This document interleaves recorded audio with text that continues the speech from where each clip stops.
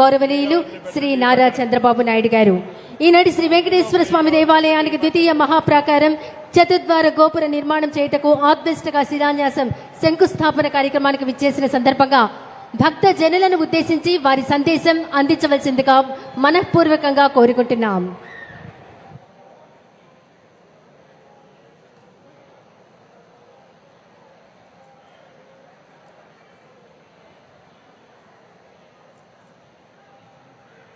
ఓం నమో వెంకటేశాయ. ఒక పవిత్రమైన కార్యక్రమానికి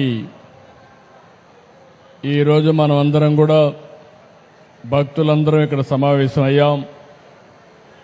ఈ కార్యక్రమంలో టీటీడీ బోర్డు చైర్మన్ అయినటువంటి బిఆర్ నాయుడు గారు, కేంద్ర మంత్రి పెమ్మసాని చంద్రశేఖర్ గారు, ఎండోమెంట్ మినిస్టర్ అయినటువంటి ఆనం రామనారాయణ రెడ్డి గారు, గౌరవనీయులు శాసనసభ్యులు శ్రావణ్ కుమార్ గారు, మున్సిపల్ అడ్మినిస్ట్రేషన్ మినిస్టర్ నుండి నారాయణ గారు, సహచర మంత్రివర్గ సభ్యులు, టీటీడీ పాలక మండలి సభ్యులు, అధికారులు, పండితులకు అందరికీ కూడా, పూజారులకు అందరికీ నా నమస్కారాలు. ఈరోజు మనందరం ఒకసారి ఆలోచిస్తే ఒక పవిత్రమైన దేవాలయం వెంకటేశ్వర స్వామి దేవాలయాన్ని మనం ఇక్కడ నిర్మాణం చేసుకోవాలని ఒక సంకల్పాన్ని చేశాం. కలియుగ దైవం అమరావతి, దేవతల రాజధాని అమరావతి అయితే మన రాజధాని అమరావతి. అంటే ఈ రెండు కూడా ఏ విధంగా సింక్రనైజ్ అయ్యాయని ఆలోచిస్తే, ఇంకొక పక్కన మన రాష్ట్రంలో కలియుగ దేవుడు వెంకటేశ్వర స్వామి ఇక్కడ ఈ యుగంలో అవతరించారు. ఇది ఒక ఆలోచన. ఈరోజు మీరు చూస్తే 2019లో ఆలయాన్ని నిర్మించాలని ఒక సంకల్పం చేసి పేరు పెట్టినప్పుడే వెంకటేశ్వర స్వామి కూడా నాకు ఆ సంకల్పాన్ని ఇచ్చాడు, అమరావతి పేరు పెట్టాలని. అందుకే పేరు పెట్టాం. అదే సమయంలో నేను ఒకటే ఆలోచించాను, ఈ సందర్భంగా ఒక్కసారి ఈ ప్రాంత రైతుల్ని పూర్తిగా మనస్ఫూర్తిగా మరొక్కసారి ఈ సన్నిధిలో వారందరికీ ధన్యవాదాలు, కృతజ్ఞతలు, అభినందనలు తెలియజేస్తున్నాను. ఎప్పుడైనా ఒక పవిత్రమైన కార్యక్రమాన్ని సంకల్పిస్తే ఆ పవిత్రమైన సంకల్పానికి కూడా ప్రజలు సహకరించాలి. ఇక్కడుండే రైతాంగం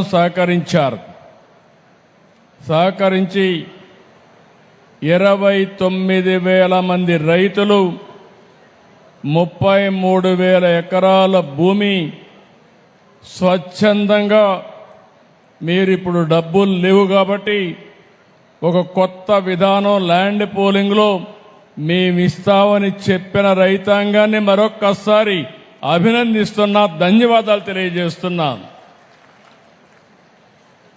దానిపైనే ఆ సంకల్పం కూడా మీ అందరిలో వెంకటేశ్వర స్వామి కల్పించాడని నేను మనస్ఫూర్తిగా నమ్ముతున్నాను. 25 ఎకరాల భూమి, పవిత్రమైన ప్రదేశం, కృష్ణా నది ఒడ్డున వెంకటేశ్వర స్వామి దేవాలయం. ఇది ఒక్కసారి గుర్తు చేసుకుంటే అదే మనకు ఒక శక్తినిస్తుంది. అందుకే ఈ అమరావతిని కూడా ఒక్కసారి నేను గుర్తు చేస్తున్నాను. ఇది ఏమాత్రం మీకెవ్వరు కూడా అనుమానం అవసరం లేదు. దేవతల రాజధాని అమరావతి ఏ విధంగా ఉంటుందో ఆ నమూనాగా మన అమరావతి ఉండాలని వెంకటేశ్వర స్వామి వారిని కోరుతున్నా. నాకు ఒక నమ్మకం ఉంది. 2003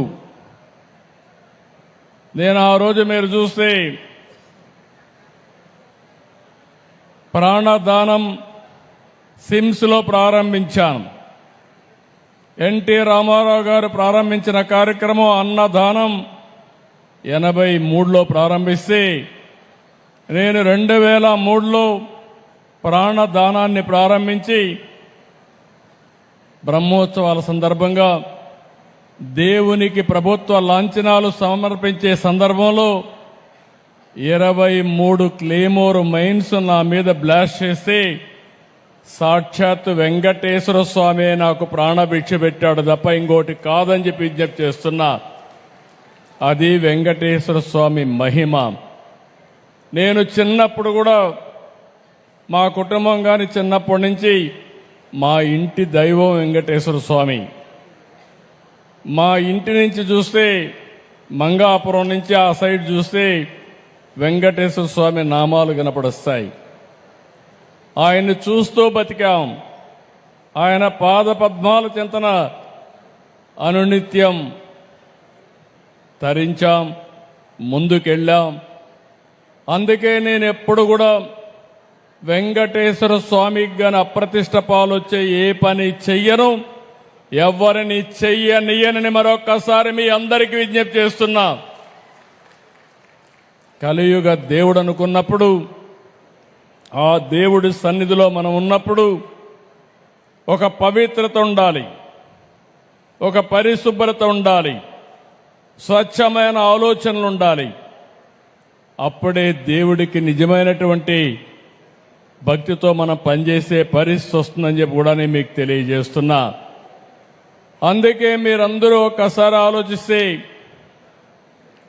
నేను ఎప్పుడు పోయినా వెంకటేశ్వర స్వామి దగ్గరికి పోతే ఎప్పుడు కూడా క్యూలోనే పోతాను. ఇప్పుడు కూడా నేను ముఖ్యమంత్రిగా అక్కడ వెళ్ళను, ఒక భక్తుడిగా వెళతాను, ఒక భక్తి భావంతో వెళ్తాను.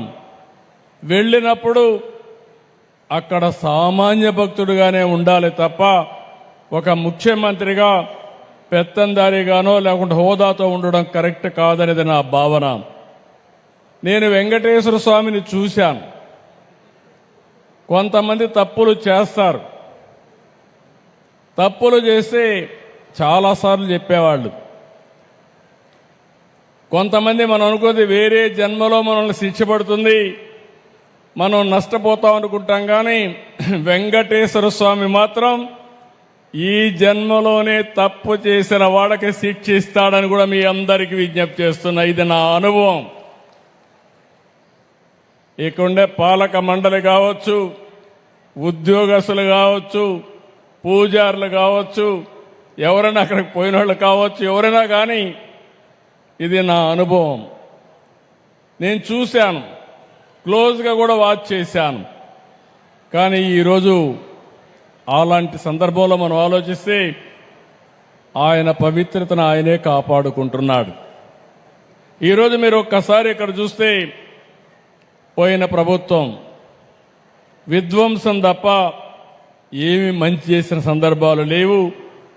ఇక్కడ రైతాంగం మంచి చేసి మంచి సంకల్పంతో భూమిస్తే 5 ఏళ్లు ఈ రైతుల్ని ఎంత వేధించాడో ప్రత్యక్షంగా మనం చూశాం. నరకాన్ని చూపించారు. కానీ ఎప్పుడూ దేవుడు ఉంటాడు.